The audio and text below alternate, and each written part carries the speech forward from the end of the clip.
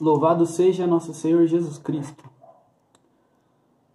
Se correr o bicho pega, se ficar o bicho come.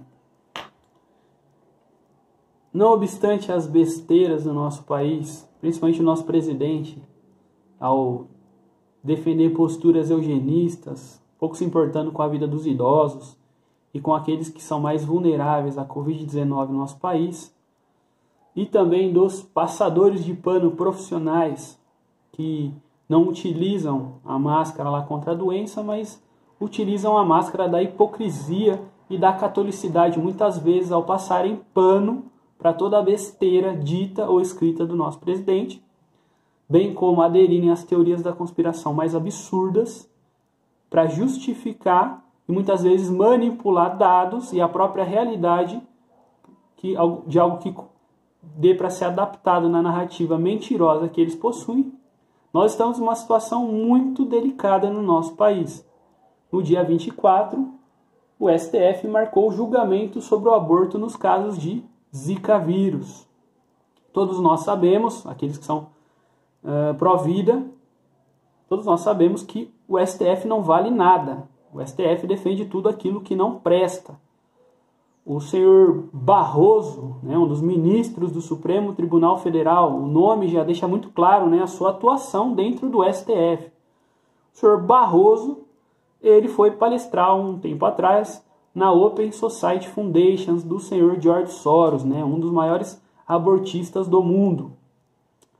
Se o nosso excelentíssimo presidente não tivesse se omitido quanto à lava-toga, nós poderíamos até colocar um freio nesses ministros, ou talvez o ímpeto deles não fosse tão para frente como nós estamos vendo, mas infelizmente isso não aconteceu.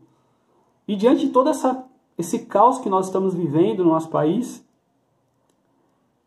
nós estamos numa situação de que, se Bolsonaro ele sofreu um impeachment, quem vai assumir é o general Mourão. E nós sabemos que Mourão é um maçom de altíssimo nível, além de ter uma opinião relativista em relação ao aborto no nosso país, como ele já deixou claro.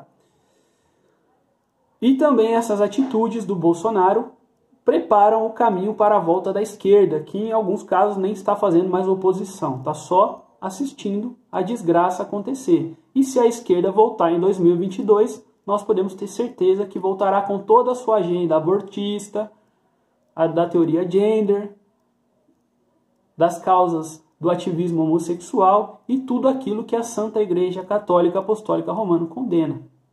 Então nós estamos justamente nessa situação. Se correr o bicho pega e se ficar o bicho come. Eu estava vendo na internet esses dias uma arte com os seguintes dizeres, que seria feita uma carreata em homenagem a Nossa Senhora e se rezaria o rosário pela conversão dos brasileiros, e eu tinha lido a um primeiro momento nas intenções do Santo Padre, mas na verdade está lá nas intenções do presidente da República. Eu acho engraçado, e aqui não estou citando esse grupo, mas vários outros grupos neoconservadores aí que se dizem católicos, que a todo instante atacam o Papa Francisco, chamando de comunista, de agente da nova ordem mundial e todo tipo de besteira, rezarem nas intenções do presidente.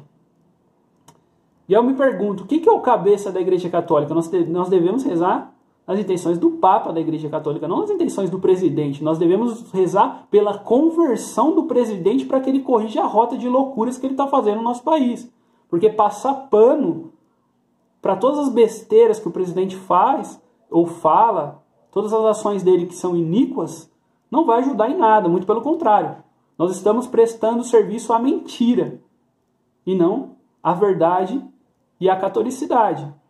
E isso também pode nos colocar um estigma, que no futuro, por exemplo, se a gente for fazer uma marcha em defesa da vida, em defesa da família, caso esse presidente continue nessa espiral de loucuras e na decadência, a gente pode ser atacado ou ser chamados de discípulos aí do nosso presidente. Então, qualquer tipo de movimento que faça frente às agendas que são anticatólicas, por muitos desses neoconservadores, esses que utilizam a capa de católico mas que no fim das contas estão prestando contas muito mais a uma bandeira ideológica que também é contrária à igreja do que propriamente à verdade de fé, podem colocar um estigma nos católicos. E quando a gente fazer a coisa em nome da igreja, em nome da vida dos nascituros, nós podemos estar estigmatizados e perdermos força na sociedade e até chegarmos ao ponto do ridículo. Então, é muito triste a nossa situação. Nesses tempos, nós devemos nos unir em oração, em jejum, não de domingo, né? Como nosso presidente convocou lá para agradar os protestantes, mas nos unirmos em oração, em penitência, para que nosso Senhor Jesus Cristo tenha misericórdia da situação do nosso país, política, a situação dessa doença que se alastra pelo nosso país, pela vida dos idosos e das pessoas que são vulneráveis a essa doença, pela conversão do presidente, para que o Mourão não assuma, porque desde o início nós batemos na tecla, Mourão é um maçom de uma alta estirpe e relativista nas questões do aborto, não é uma boa escolha para vice-presidente da República. E vários desses neoconservadores aí que de repente começaram a atacar o Mourão não disseram uma palavra no início, porque não, o Mourão é bom que o Mourão esteja lá, porque aí vão ter medo de aplicar o impeachment no Bolsonaro e ficarem com medo de um general do exército. Então, não se sustenta basicamente nada que essas pessoas dizem. Agora o Roberto Jefferson, condenado no Mensalão no passado, que já apoiou Lula, ou mesmo Ciro Gomes na sua carreira política, agora porque ele está enaltecendo o presidente Jair Bolsonaro, ele virou o ídolo agora da nova direita. Então vocês vejam que qualquer pessoa que justifique a narrativa doentia dessas pessoas agora é herói.